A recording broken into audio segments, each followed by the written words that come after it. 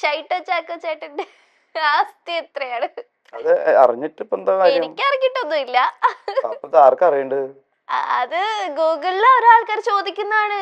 അത് അവര് ചോദിക്കേണ്ട ഒരു കാര്യമില്ല. അത് ശരിയാ, അവർക്ക് ചോദിക്കേണ്ട ആവശ്യമില്ല. എന്നാലും ഷൈൻടോ ചാക്കോനോടുള്ള ആരാധന കാരണമായിരിക്കാം ചോദിക്കുന്നത്. കാരണം ദൈവത്തിന്റെ ആസ്തി ആരെങ്കിലും ചോദിക്കുവോ? മേ ബി ചോദിക്കുന്നവരൊക്കെ ആവശ്യം. യേശുവിന്റെ ആസ്തി എന്ന് പറയുമോ? എല്ലാ പ്രാർത്ഥിക്കുമ്പോഴാണെങ്കിൽ നമ്മൾ ദൈവത്തോട് മോസ്റ്റ്ലി കോമൺലി ദൈവമേ പൈസ തരണേ, ദൈവമേ എനിക്ക് അത് തരണേ, ഇത് തരണേ. പൈസ തരാതിരിക്കുന്ന ആളാണോ? ശരിയല്ല, ദൈവത്തിന് ഇഷ്ടമുള്ളതുകൊണ്ടാണല്ലോ നമ്മള് ഭക്തി എന്ന് പറയണത് അല്ലേ? അതെ. എന്നാ പിന്നെ ഇവിടെ നിന്ന് വേഗം ദൈവത്തിന്റെ അടുത്തേക്ക് പോകാനല്ലേ നോക്കണം? ഇവിടെ ഇങ്ങനെ കാശ് ഉണ്ടാക്കി ജീവിക്കാനാണോ? ആണോ? അല്ല, ഞാൻ ചോദിക്കാം.